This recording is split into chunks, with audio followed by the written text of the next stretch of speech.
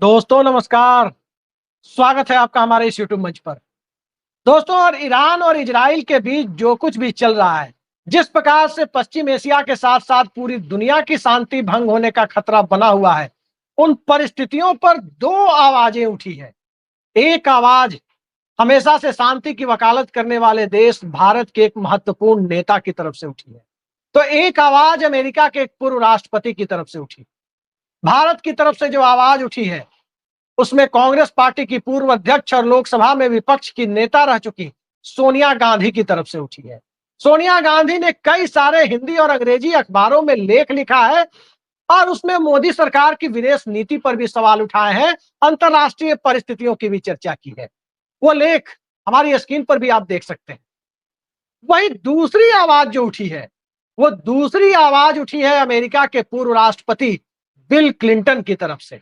और bill Clinton ने जो बातें कही है, वो निहायत ही महत्वपूर्ण इसलिए है क्योंकि मौजूदा दौर में यदि इजराइल की भूमिका को देखें तो साफ दिखाई देता है कि एक तरफ जहां न्यूक्लियर डील के लिए अमेरिका ने ईरान को 60 दिनों का समय दिया था, लेकिन 60 दिन छोड़िए, 60 दिन की मियाद पूरी होने के 2 दिन पहले यानी 58वें दिन ही इजराइल ने ईरान के ऊपर अपना हमला तेज कर दिया।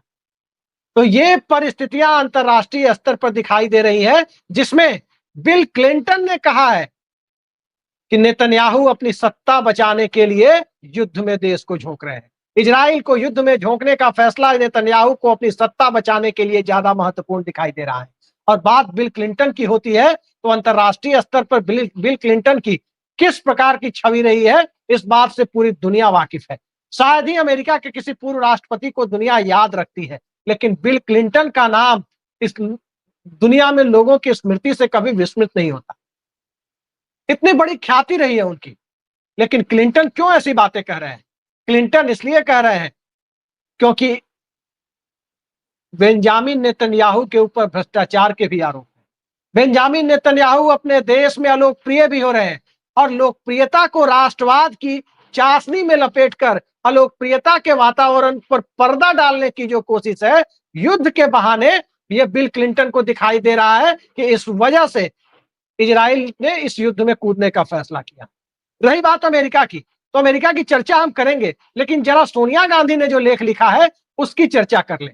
सोनिया गांधी ने जो लिखा है उसमें कई सारी महत्वपूर्ण बातें कही है, और जो महत्वपूर्ण बातें सोनिया गांधी ने कही है उससे भारत सरकार की मौजूदा दौर में नरेंद्र मोदी सरकार की विदेश नीति के ऊपर कई सारे सवाल खड़े होते हैं। साफ साफ सोनिया गांधी ने लिखा है, यदि इस अंग्रेजी का लेख जो आप हमारी स्क्रीन पर देख रहे हैं उसका हिंदी तर्जुमा मैं करूं तो साफ साफ उन्होंने लिखा है कि हमारे नैतिक मूल्यों की हार है, ये हमारे नैतिक परंपरा से विचलन है। ये डेविएशन की बातें सोनिया गांधी ने कही है, और इसलिए कही है क्योंकि भारत की विदेश नीति में पड़ोसियों के साथ, दोस्तों के साथ हमेशा एक सद्भावपूर्ण वातावरण बनाकर चलने की आदत रही है, ना कि वोटिंग के समय अंतरराष्ट्रीय संस्थाओं से स्किप कर जाने की, वहां से निकल लेने की परंपरा रही है, जो मौजूदा दौर में दिखाई जा रही है। और बात यदि ईरान की हो, बात यदि फिलिस्तीन की हो, और बात अंतरराष्ट्रीय परिस्थितियों की हो, तो कौन नहीं जानता कि यासर अराफात के भारत के साथ क्या रिश्ते थे? कौन नहीं जानता? यूट्यूब पर भी आप देख सकते हैं कि 77 में भारत सरकार के विदेश मंत्री अटल बिहारी वाजपेयी ने फिलिस्तीन राष्ट्र की स्थापना के संदर्भ में क्या क्या बातें कही थी। और ईरान ने कई सारे अंतरराष्ट्रीय मंचों पर भारत की मदद किस रूप में की, उसकी चर्चा भी हम करेंगे। लेकिन सोनिया गांधी ने जो कुछ और बातें कही है, उससे साफ जाहिर होता है कि भारत सरकार की विदेश नीति, भारत की विदेश नीति की जो समृद्ध परंपरा है, उस परंपरा का मखौल उड़ाने की स्थिति में आगे बढ़ती जा रही है। प्राचीन सभ्यता वाले दो देश, इसका भी जिक्र सोनिया गांधी ने किया, भारत और ईरान। इंडस वैली सिविलाइजेशन किताबों में पढ़ने की चीज नहीं है। ठीक इसी तरह से अरब सभ्यता और ईरान की सभ्यता, फारस की सभ्यता किताबों में पढ़ने की चीजें नहीं है, बल्कि आज के दौर में भी उसके फुटप्रिंट्स देखे जा सकते हैं। और जब ये बातें सोनिया गांधी कह रही हैं तो निश्चित तौर पर कुछ पुरानी बातें भी जेहन में आती है, जिसकी चर्चा जरूरी हो जाती है। कैसे ईरान ने भारत की बिल्कुल नाजुक मौकों पर मदद की थी। छोटी सी घटना है लेकिन बेहद महत्वपूर्ण है। बात 1994 की है। और 1994 में जिनेवा में मानवाधिकार के प्रश्न पर जब भारत को पाकिस्तान घेरना चाहता था, तमाम ओआईसी यानी इस्लामिक देशों के संगठन के सदस्यों का समर्थन जुटाने में वो लगा हुआ था। उस दौर में अटल बिहारी वाजपेयी के नेतृत्व में एक सर्वदलीय प्रतिनिधिमंडल वहां भेजा गया, जिसकी खूब चर्चा होती है। लेकिन उस सर्वदलीय प्रतिनिधिमंडल जाने के पहले जो प्रस्ताव गिरा, जो पाकिस्तान की हवा निकली, उसकी चर्चा लोग भूल जाते हैं। बेहद महत्वपूर्ण पहलू है। और महत्वपूर्ण पहलू दरअसल ये है कि उस दौर में भारत के विदेश मंत्री थे दिनेश सिंह, और दिनेश सिंह उस वक्त दिल्ली के त्यागराज मार्ग के बंगले में रहा करते थे। शायद 1 नंबर का बंगला था जिसमें, हाँ, कोने वाला बंगला त्यागराज मार्ग में 1 नंबर बंगला था जिसमें वो रहा करते थे। और दिनेश सिंह उस दौर में बीमार थे। उसके बाद उनका देहांत भी हो गया था 7-8 महीने बाद। एम्स में भर्ती थे दिनेश सिंह। दिनेश सिंह की जगह उनकी बेड पर एम्स में किसी और को लिटाया गया। किसी को पता भी नहीं चला। दिनेश सिंह को एयर एम्बुलेंस जैसे प्लेन से, विशेष विमान से उड़ाकर ईरान की राजधानी तेहरान ले जाया गया। उस वक्त वहां के राष्ट्रपति हाशमी रफसंजानी और विदेश मंत्री से भी उनकी सीधी बातचीत हुई, और वहां यही हुआ कि भारत और ईरान दोनों पुराने दोस्त हैं। पाकिस्तान जो प्रस्ताव पेश कर रहा है उसका समर्थन ईरान न करे। हाशमी रफसंजानी और उनकी सरकार ने हामी भरी, और उसके बाद पाकिस्तान का प्रस्ताव, मानवाधिकार के मुद्दे पर भारत को घेरने वाला प्रस्ताव, जो यदि पारित हो जाता तो फिर संयुक्त राष्ट्र और एमनेस्टी इंटरनेशनल की टीमें भी पहुंच जाती और भारत सरकार घिर सकती थी। लेकिन उस दौर में अटल बिहारी वाजपेयी की तो बहुत चर्चा हुई कि उन्होंने बहुत बड़ी कूटनीतिक कामयाबी हासिल की, लेकिन पाकिस्तान की हवा निकालने वाला काम जो दिनेश सिंह ने किया, स्ट्रेचर और व्हील चेयर पर बैठ करके जो काम, चुपचाप जाकर के तेहरान जाकर के ईरान को भारत के पक्ष में लाने का जो काम किया, वो अक्सर लोग भूल जाते हैं। उसके बाद ईरान ने जिनेवा में पाकिस्तान के प्रस्ताव का विरोध कर दिया, समर्थन नहीं किया, मानवाधिकार की टीम भेजने वाली बात से सहमति नहीं जताई। नतीजा यह हुआ कि पाकिस्तान का मिशन टाएं टाएं फिस हो गया। दिनेश सिंह चुपचाप वापस लौट आए तेहरान से। उनके बेड पर एम्स में जो लेटा हुआ था उस व्यक्ति को उठाकर फिर दिनेश सिंह वहां जाकर लेट गए। ये होती है विदेश नीति, ये होता है कमिटमेंट। फोटो खिंचवाने वाली परंपरा भारत या दुनिया में कहीं भी किसी भी विदेश नीति का अंग नहीं हो सकती। लेकिन आज बात भारत के संदर्भ में हम करें तो मौजूदा परिस्थितियों के साथ ये तर्कसंगत नहीं होगा। बात अंतर्राष्ट्रीय शांति की है, पश्चिम एशिया की शांति की है, और इन सब के बीच अरब देशों की जो भूमिका है पूरी दुनिया में, उस भूमिका के अंतर्राष्ट्रीय स्तर पर नए परिप्रेक्ष्य में देखे जाने की परिस्थितियों की है। और वो परिस्थिति कौन सी है? वही परिस्थिति जो एक बार फिर इजराइल और ईरान के बीच चल रहे युद्ध के कारण नए सिरे से आकर खड़ी हो गई है। उस परिस्थिति में क्या दिखता है?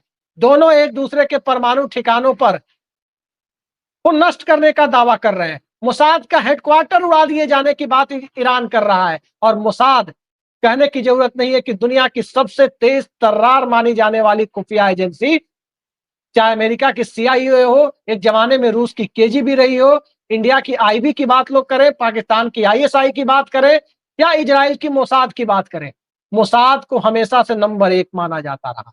और जिस तरह से ईरान ने अपनी मिसाइलों का प्रयोग किया, जिस तरह से ईरान ने पूरे देश को एकजुट करते हुए इजरायली हमले का जवाब दिया, उसके बाद से एक नए तरह की जो परिस्थिति पैदा हुई, उसमें इतना तो कह ही सकते हैं कि जो खौफ इजराइल ने बना रखा था, इजराइल का वो खौफ जो पश्चिम एशिया के देशों के ऊपर पूरी तरह से हावी हुआ करता था, वो खौफ खत्म हो गया।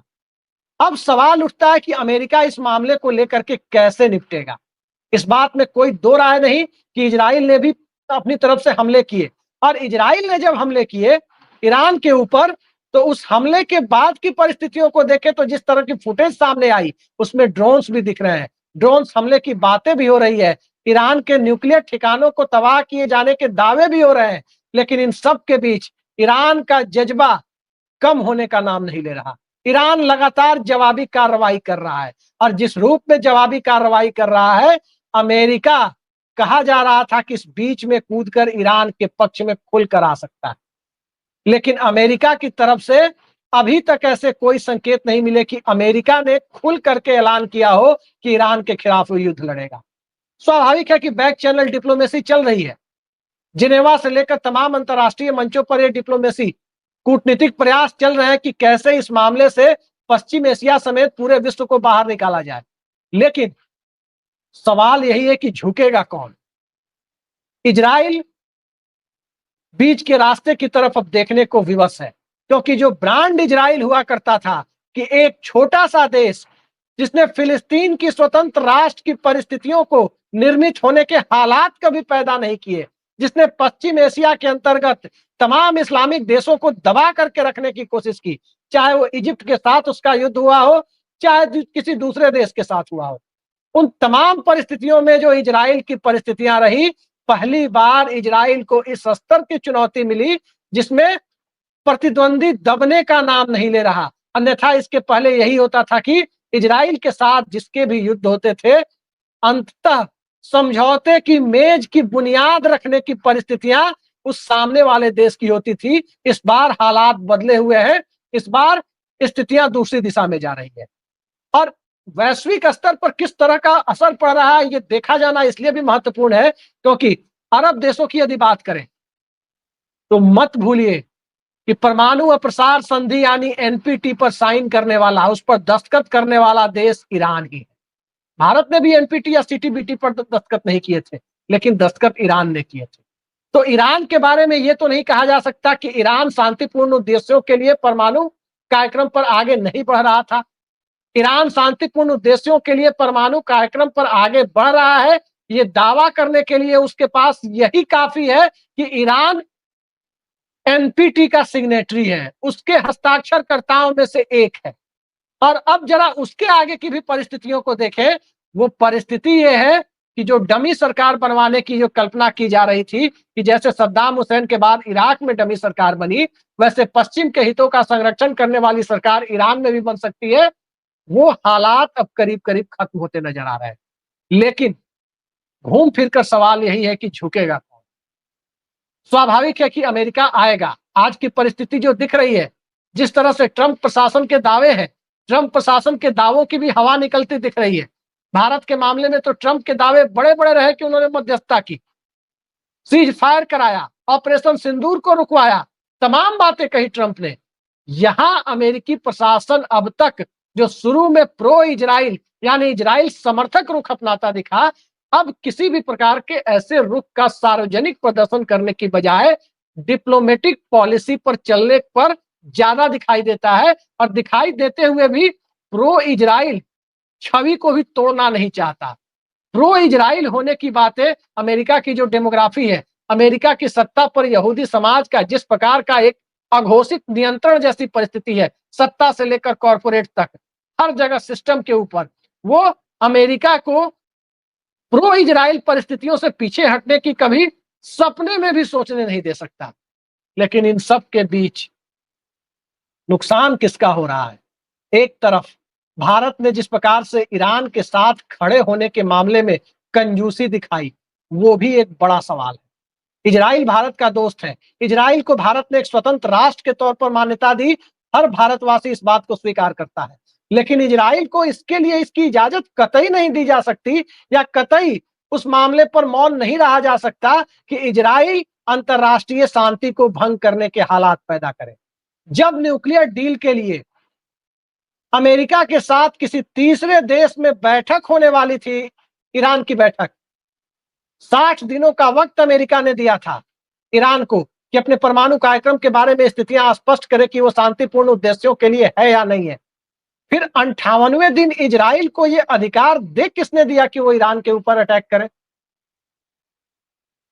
इस मामले में भारत इजराइल का दोस्त होने के बावजूद, कई मौकों पर इजराइल ने भारत का साथ दिया, तमाम चीजों को देखने के बावजूद ये बात तो कहनी पड़ेगी कि इस मामले में एग्रेशन, आक्रामकता इस बार इजराइल की तरफ से दिखाई दी।